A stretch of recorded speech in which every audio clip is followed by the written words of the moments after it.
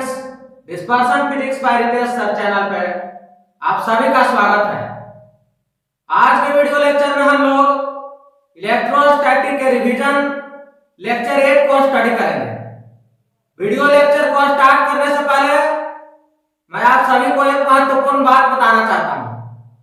हाल ही में मैंने एक डाउट क्लियरिंग कोर्स लॉन्च किया है। इस कोर्स के द्वारा आप जेईई और नीट फिजिक्स से रिलेटेड किसी प्रकार का डाउट क्लियर कर सकते हैं। इस कोर्स का फी है 100 इंडियन रुपीज पर मंथ। जो भी स्टूडेंट इस कोर्स में इंटरेस्टेड है वे डिस्क्रिप्शन बॉक्स में जाएं और वहां दिए गए व्हाट्सएप नंबर पर मैसेज करें। और यदि आप इस चैनल पर पहली बार आए हैं तो हमारे चैनल को डेफिनेटली सब्सक्राइब करें। साथ ही साथ नोटिफिकेशन पाने के लिए पहले बेल आइकन को प्रेस करें और फिर ऑल को सिलेक्ट करें। तो अब हम आज के वीडियो लेक्चर को स्टार्ट करते हैं। सबसे पहले हम इस वीडियो लेक्चर में इस बात को पढ़ेंगे कि इलेक्ट्रिक फील्ड और इलेक्ट्रिक पोटेंशियल के बीच क्या रिलेशन होता है। Let's study.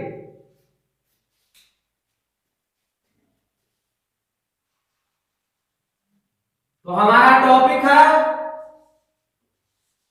Relation between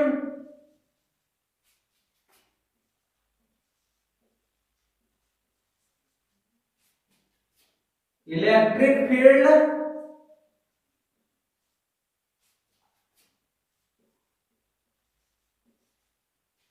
and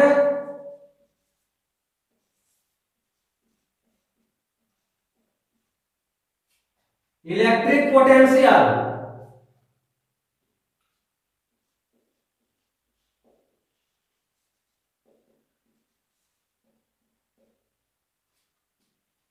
हम डायरेक्टली रिलेशन को लिखेंगे। इक्वल टू होता है माइनस ग्रेडियंट। ग्रेडियंट किसका? Of potential. पोटेंशियल से मतलब यहां पे क्या है? इलेक्ट्रिक पोटेंशियल, या इसी को हम ग्रेडियंट और पोटेंशियल को भी से डिनोट करते हैं। तो माइनस ऑफ ग्रेडियंट भी। अब इसको अगर हम वेक्टर फॉर्म में लिखें तो क्या होगा? Minus of del V upon del X I cap, del V upon del Y J cap, del V upon del Z K cap. तो इलेक्ट्रिक फील्ड और पोटेंशियल के बीच हमने रिलेशन को लिख दिया। अब del V upon del X क्या है? Partial derivative of potential with respect to X. उसी प्रकार से del V upon del Y क्या है? Partial derivative of potential with respect to Y. And del V upon del Z partial derivative of potential with respect to Z. Partial derivative के concept को आप लोग already पढ़ चुके हैं, इसीलिए उस बात को मैं यहां पे डिस्कशन नहीं कर रहा हूं। ये तो जनरल केस में हो गया कि जब पोटेंशियल तीनों का फंक्शन हो, एक्स और एक्स वाई जेड तीनों का, तब यह होगा। लेकिन स्पेशल केस भी यहां पे पॉसिबल है। मतलब यह हुआ कि अगर सिर्फ और सिर्फ इलेक्ट्रिक फील्ड सिर्फ और सिर्फ पोटेंशियल x का फंक्शन हो या y का फंक्शन हो या z का फंक्शन हो, तब उस केस में क्या करेंगे हम लोग?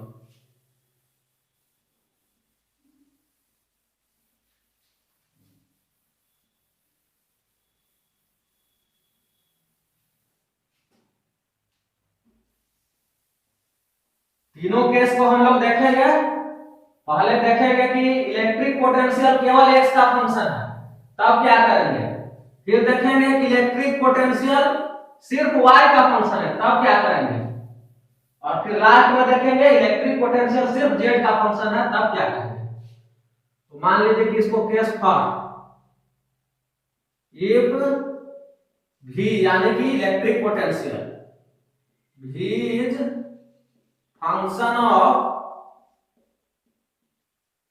व्हाट x ओनली,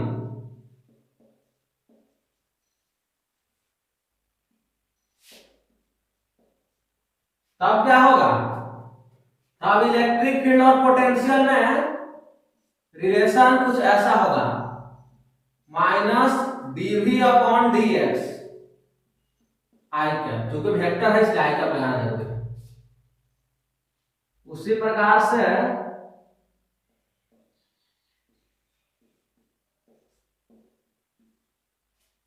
अगर सिर्फ y का फंक्शन हो,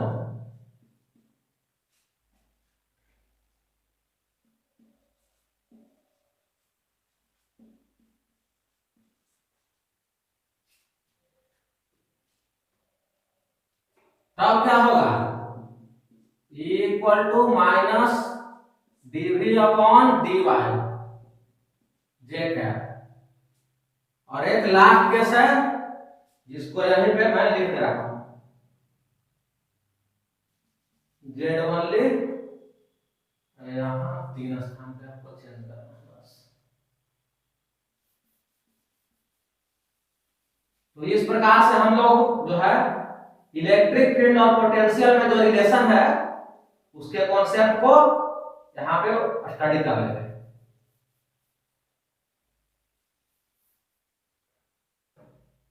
तो थर्ड केस क्या हो जाएगा, थर्ड केस हो जाएगा if he function of z only then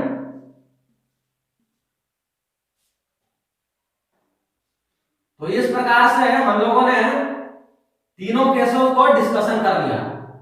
अब यहाँ पे एक्स वाई जेड क्या होता है, एक्स वाई जेड जो है कोऑर्डिनेट होता है। जैसे कि कोई पार्टिकुलर पॉइंट है, इसको एग्जांपल से समझ लेते हैं। मान लीजिए कि v equal to X Y कह रहा है, पोटेंशियल इस प्रकार से किसी रीजन में वैरी कर रहा है। तो कहने का मतलब है कि मान लीजिए कि कोई पॉइंट है P जिसका कोऑर्डिनेट 1,1 है, तो इस पॉइंट पे अगर कहे कि पोटेंशियल निकालिए तो क्या करेंगे, v इक्वल टू 1 into 1 तो हो जाएगा v इक्वल टू 1 जो भी जाएगा। तो x y z जो है कोऑर्डिनेट है, जिस पॉइंट पे हमको निकालना होता है उस पॉइंट का क्या है, कोऑर्डिनेट है। अब हम लोग इक्विपोटेंशियल सरफेस के कॉन्सेप्ट को स्टडी करेंगे। लेट्स स्टडी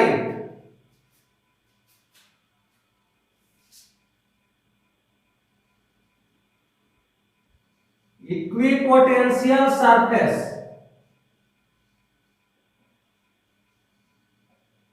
इक्विपोटेंशियल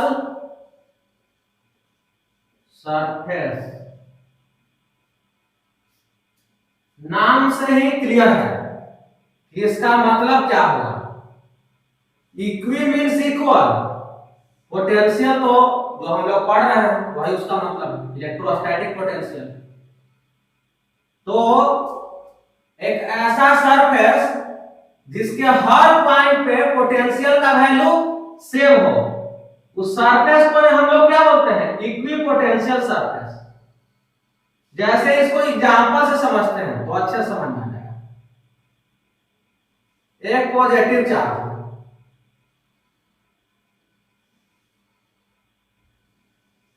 और इसको पॉइंट चार्ज मान लीजिए कि क्यू।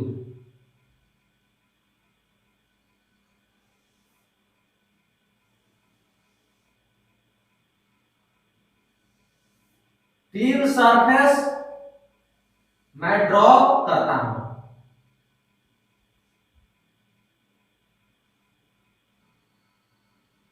मैंने इसका नाम दे दिया S1, S2, S3।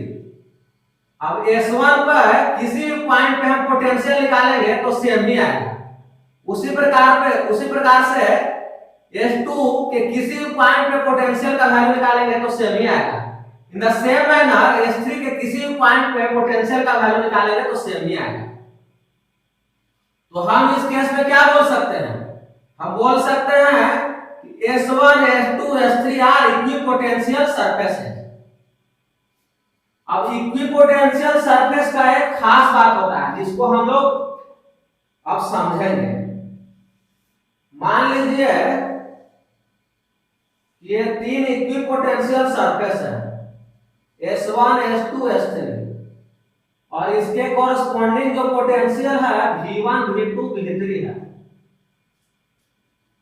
कॉन्सेप्ट ये होता है कि इलेक्ट्रिक फील्ड इक्विपोटेंशियल सरफेस में परपेंडिकुलर होता है। तो अगर हमको बोलेगा कि इलेक्ट्रिक फील्ड ड्रॉ कीजिए या इलेक्ट्रिक फील्ड का डायरेक्शन बताइए, लेकिन इलेक्ट्रिक फील्ड के डायरेक्शन को बताने में एक चीज और हमको यूज करना पड़ेगा। इससे पहले हम लोगों ने क्या पढ़ा, इलेक्ट्रिक फील्ड और पोटेंशियल के बीच रिलेशन पढ़ा। वहां पे हम लोगों ने एक इंपॉर्टेंट बात देखा, इलेक्ट्रिक फील्ड का डायरेक्शन वही होता है जिधर पोटेंशियल घटता है। अब यहाँ एक रिलेशन ले लेते हैं। रिलेशन क्या लेते हैं कि V1 V2 V3, यानी कि इस डायरेक्शन में जो पोटेंशियल है क्या कर रहा है, V इंक्रीजेस, V जो है इस डायरेक्शन में इंक्रीज कर रहा है। लेकिन हम लोगों ने जो पढ़ा था उसमें क्या पढ़ा था, इलेक्ट्रिक फील्ड का डायरेक्शन वही होगा या उसी डायरेक्शन में होगा जिधर पोटेंशियल घटता है। तो इधर तो बढ़ रहा है, इधर तो नहीं होगा, इधर होगा। और कैसे होगा, इस सरफेस पे परपेंडिकुलर होगा।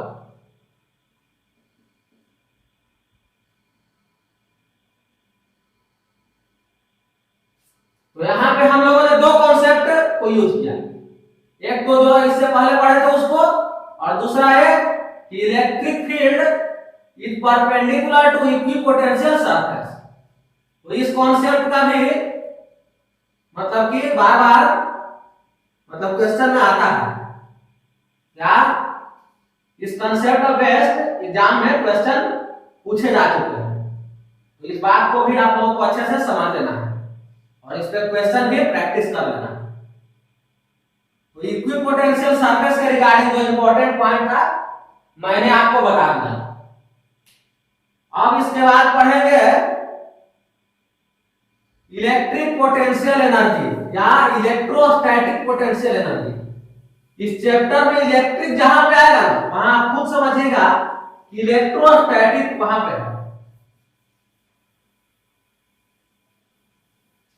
क्योंकि चैप्टर का नाम ही है इलेक्ट्रोस्टैटिक। जब चार्ज रेस्ट में है तब उसके कारण जैसे इलेक्ट्रिक फील्ड पोटेंशियल क्या होता है, यही सब इसमें पढ़ना होता है। इसीलिए इलेक्ट्रिक फील्ड बोलेंगे, इलेक्ट्रिक पोटेंशियल तो खुद से समझना है। यहाँ पे इलेक्ट्रोस्टैटिक जो टर्म है वो यूज करेंगे। तो इसके बाद हम लोग को क्या करना है, electrostatic potential energy. Electrostatic potential के कॉन्सेप्ट को हम लोग ऑलरेडी डिस्कस कर चुके हैं, लेकिन अब बच क्या रहा है, अब बच रहा है इलेक्ट्रोस्टैटिक पोटेंशियल एनर्जी, जिसको हम लोग अभी अभी देखेंगे।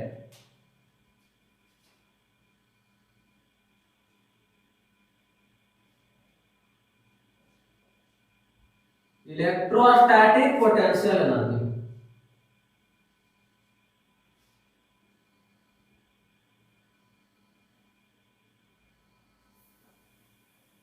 Electrostatic potential energy.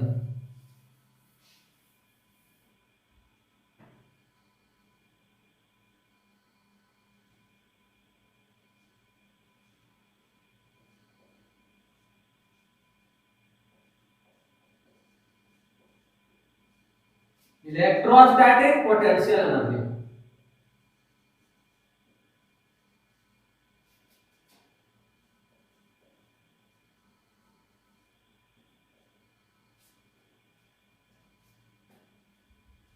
इसमें मैं दो केस देखूंगा।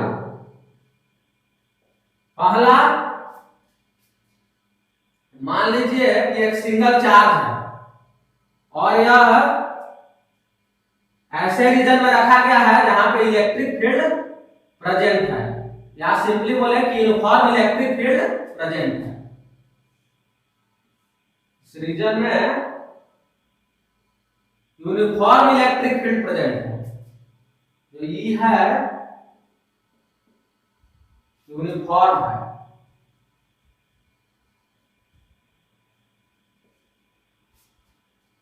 और साथ ही साथ एक्सटर्नल भी है। मान लीजिए कि इस पे जो चार्ज है Q है, तो इस इलेक्ट्रिक फील्ड के कारण इस पॉइंट पे कुछ ना कुछ पोटेंशियल भी होगा। तो हमको डिफाइन क्या करना है इसके लिए? इलेक्ट्रोस्टैटिक पोटेंशियल एनर्जी, इसको U से डिनोट करना है। U इक्वल टू हो जाएगा Q इंटू VR। मान लीजिए कि किसी न किसी पॉइंट पे लोकेटेड है, तो जो पोटेंशियल है मान लीजिए R का फंक्शन है जिस प्रकार से इस पॉइंट पे जो पोटेंशियल होगा उसको अगर इसके चार्ज से मल्टीप्लाई कर देंगे तो हमको क्या निकल जाएगा? इस सिंगल चार्ज का पोटेंशियल एनर्जी क्या होगा वो निकल जाएगा। और डिफिनेशन में भी हम लोग पढ़ चुके हैं, वहां भी हम लोग पढ़ चुके हैं, उससे भी ये रिलेशन आ जाएगा, लेकिन हम उस पॉइंट पे अभी नहीं जाएंगे। अब मान लीजिए कि अब सिस्टम ऑफ टू चार्ज है, 2 पॉइंट चार्ज बोल दीजिए इसको। एक है Q1, एक है Q2। बाकी सारा कंडीशन सेम ही रहेगा। इसके बीच कुछ डिस्टेंस ले लीजिए, मान लीजिए कि D ले लीजिए, और ये R1 है, R2 है, कुछ इस प्रकार से। इस केस में क्या होगा? इलेक्ट्रोस्टैटिक पोटेंशियल एनर्जी इस सिस्टम का। तो इसके लिए हमको क्या करना है? बहुत ही सिंपल है, इसमें एक और टर्म एक्स्ट्रा जोड़ना पड़ेगा।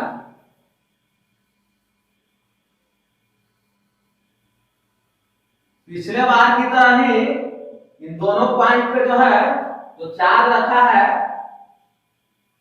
तो क्या होगा? पोटेंशियल एनर्जी हो जाएगा उसका उस पॉइंट पे। लेकिन इसमें और एक एक्स्ट्रा टर्म जुड़ जाएगा, वह है इंटरैक्शन पोटेंशियल एनर्जी। इन दोनों चार्ज के जो इंटरैक्शन के कारण जो पोटेंशियल एनर्जी डेवलप हो रहा है, उसको हम बोलेंगे यहाँ पे इंटरैक्शन पोटेंशियल एनर्जी। तो इंटरैक्शन पोटेंशियल एनर्जी का जो वैल्यू है वो कैसे निकालेंगे मैं अभी आपको बताता हूं।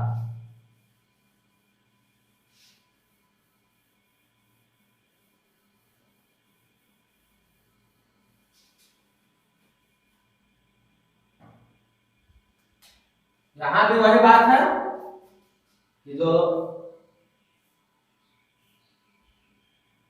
इलेक्ट्रिक फील्ड प्रेजेंट है, ये क्या है? यूनिफॉर्म है।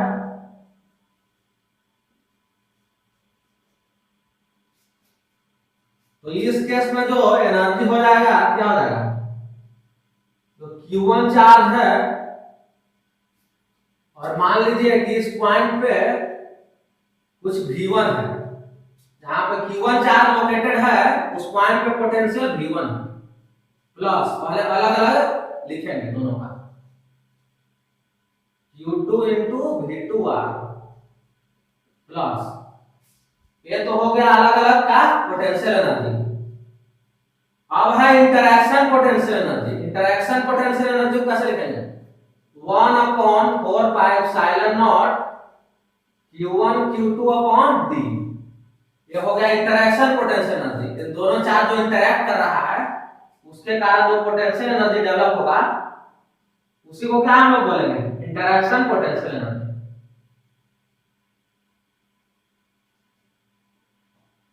तो अब तो इलेक्ट्रोस्टैटिक पोटेंशियल एनर्जी में कुछ बाकी नहीं रह गया।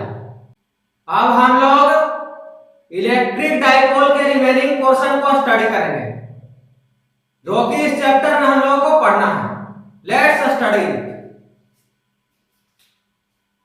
इससे पहले हम लोगों ने electric field due to dipole के कॉन्सेप्ट को पढ़ा था। तो जो रिमेनिंग पोर्शन में जो सबसे पहला पॉइंट पढ़ना है, electric potential due to dipole. दो केस में, जैसा कि इलेक्ट्रिक फील्ड में दो केस में पढ़े थे, यहां भी दो केस को पढ़ना है। इलेक्ट्रिक पोटेंशियल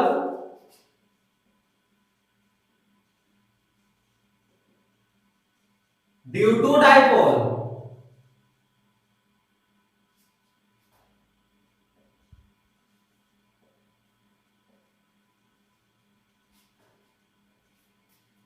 जो पहला केस होगा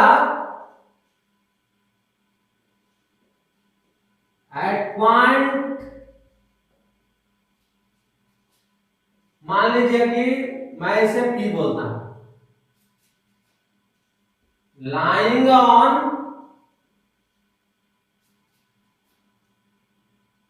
dipole axis,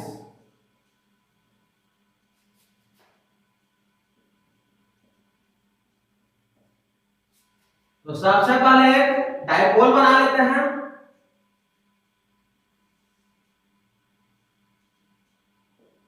minus Q plus Q dipole axis पे है, इसका मतलब क्या हुआ,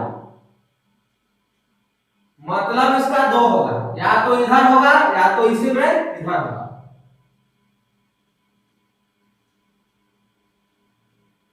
मतलब इस रीजन में लाई करे चाहे इस रीजन में लाई करे, हम बोलेंगे कि क्या है, वो पॉइंट डाइपोल एक्सिस पे लाई कर रहा है।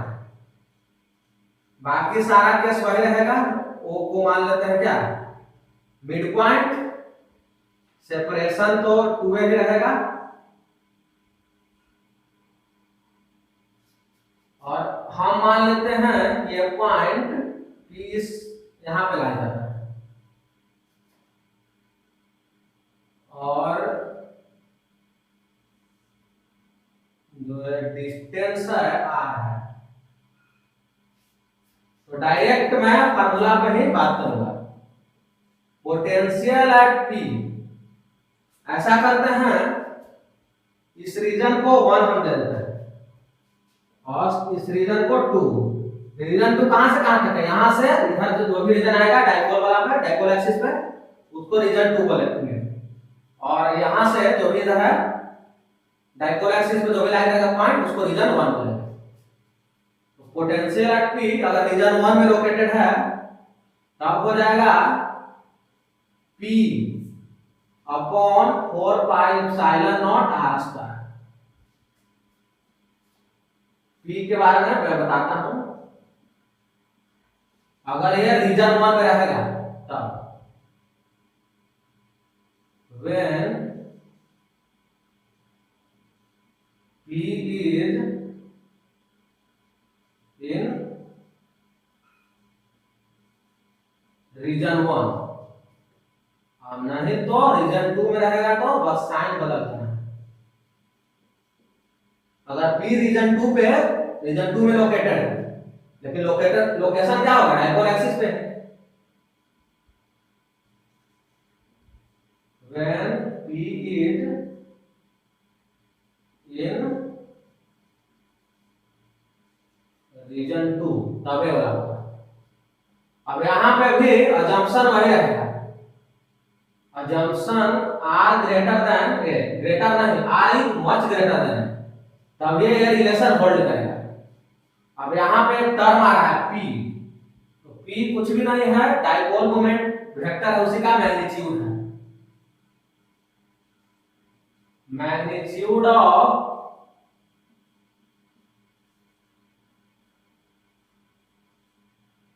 डाइपोल मोमेंट वेक्टर, यानी डाइपोल मोमेंट वेक्टर है, उसी का मैग्नीट्यूड p है, और बाकी तो इसमें कोई भी टर्म बताने की आवश्यकता नहीं है। तो इस प्रकार से हम लोगों ने ये देख लिया कि एक इलेक्ट्रिक डाइपोल के कारण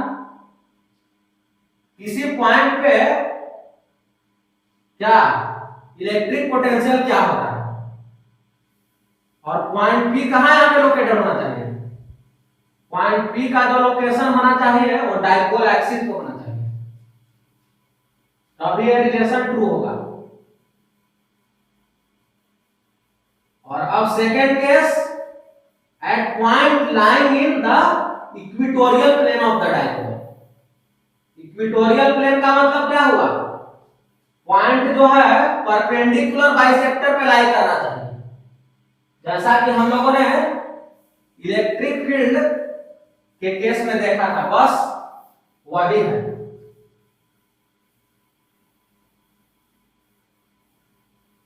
इसके बाद दो चीज और पढ़ना है डाइपोल में, और फिर वीडियो लेक्चर ओवर हो जाएगा।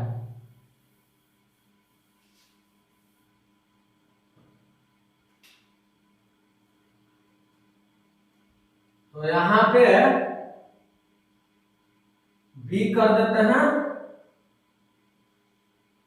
एट पॉइंट से P lying on path, lying on equatorial plane, तभी ये ट्रू होगा।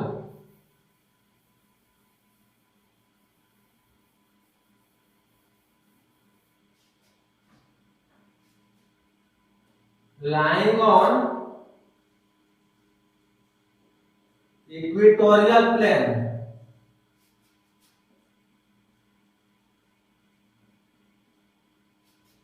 सबसे पहले डाइपोल बना लेते हैं,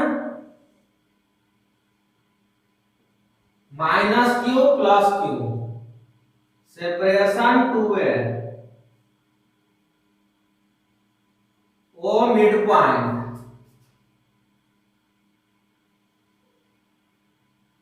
पी पॉइंट इसके इक्वेटोरियल प्लेन में लाई करता है। मतलब क्या हुआ?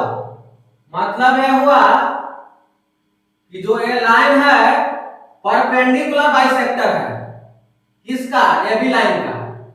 या सिंपली ये बोले कि जो इस लाइन का परपेंडिकुलर बाइसेक्टर होगा, उस पे जो भी पॉइंट लोकेटेड होगा, वही उसको क्या बोलेंगे? उसको बोलेंगे वो पॉइंट इसके इक्वेटोरियल प्लेन में लाई करता है। जैसा कि वहां भी मैंने एक बात आपको बताया, यानी कि पॉइंट पी जो होना चाहिए ए बी लाइन के परपेंडिकुलर बाइसेक्टर में लाई करना चाहिए, तभी बोलेंगे कि पॉइंट पी इक्वेटोरियल प्लेन में लाई करता है। इस केस में जो पोटेंशियल होगा वो जीरो होता है। इसको जो है कुछ करने की नहीं जरूरत है, बस जीरो लिख दीजिए।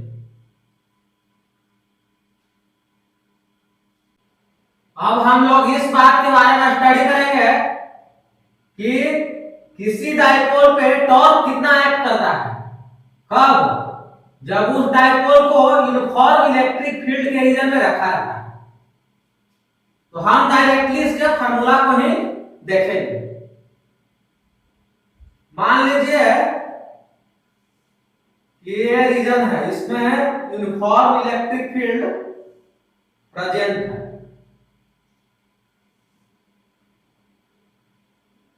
और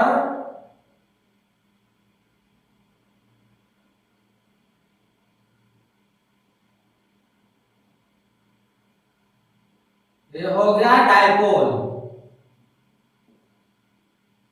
माइनस क्यू प्लस क्यू,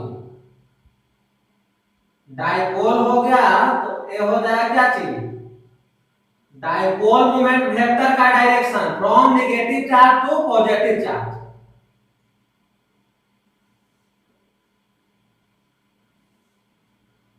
तो अब हमारा जो क्वेश्चन है कि इस डाइपोल पे कितना टॉर्क एक्ट करेगा, तो टॉर्क इक्वल टू होता है P cross E। Torque equal to क्या होता है? P cross E। P क्या है यहां पे?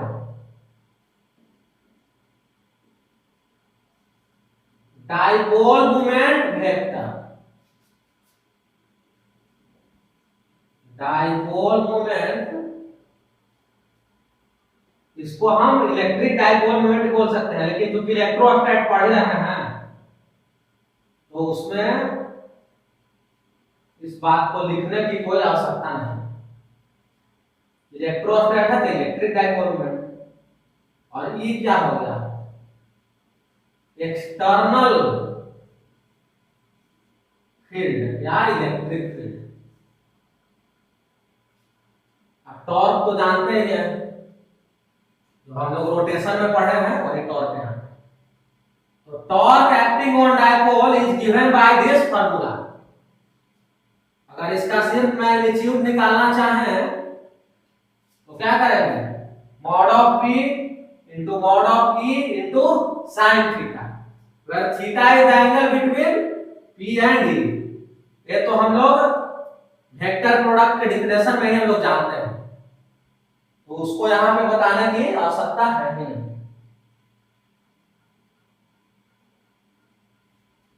अब एक लास्ट है पोटेंशियल एनर्जी ऑफ डाइपोल। कब, जब यूनिफॉर्म इलेक्ट्रिक फील्ड वाले रीजन में डाइपोल को रखा जाता है तब पोटेंशियल एनर्जी क्या होता है डाइपोल का। तो उस चीज को हम लोग अब देखने जा रहे हैं, डाइपोल का पोटेंशियल एनर्जी इस केस में क्या होता है।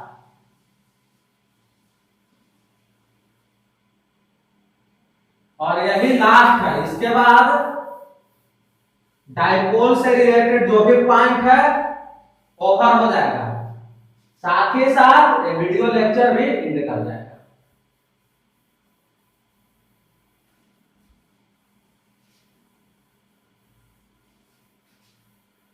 तो हम लोग इस लास्ट पॉइंट को देखते हैं। लास्ट पॉइंट यानी कि पॉइंट नंबर 3 क्या है, potential energy of dipole. Potential energy of dipole कब placed in uniform electric field, और इलेक्ट्रिक फील्ड एक्सटर्नल है, यूनिफॉर्म इलेक्ट्रिक फील्ड। पिछला भी केस में एक्सटर्नल भी था, यहां भी है, यानी बाहरी इलेक्ट्रिक फील्ड को अप्लाई किया गया है उस रीजन में। तो यहां भी वही कर देते हैं जो पिछले में किए थे।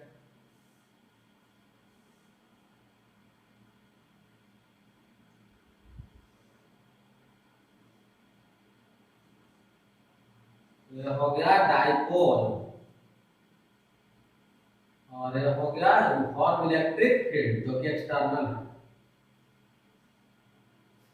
तो पोटेंशियल एनर्जी का जो फार्मूला होता है U minus of P dot E। P क्या है, E क्या है, हम लोग ऑलरेडी जानते हैं, तो इस बात को मैं यहाँ पे बताना उचित नहीं समझता। अब इसका अगर मैग्नीट्यूड निकालना रहेगा तब क्या हो जाएगा, या सिंपली डॉट प्रोडक्ट को हम लोग क्या लिखते हैं, A dot B equal to क्या होता है, AB cos थीटा, उससे भी कर सकते हैं, माइनस B cos थीटा हो जाएगा। थीटा क्या है यहाँ पे, theta is the angle between P यानी कि dipole moment vector and electric field vector. तो इस प्रकार से हम लोगों ने डाइपोल के रिमेनिंग जो पोर्शन था उसको भी कवर कर लिया। अगले वीडियो लेक्चर में हम लोग इलेक्ट्रोस्टैटिक के जो रिवीजन लेक्चर 7 और 8 में जो कॉन्सेप्ट पढ़े हैं उसी पे बेस्ड कुछ क्वेश्चन को करेंगे।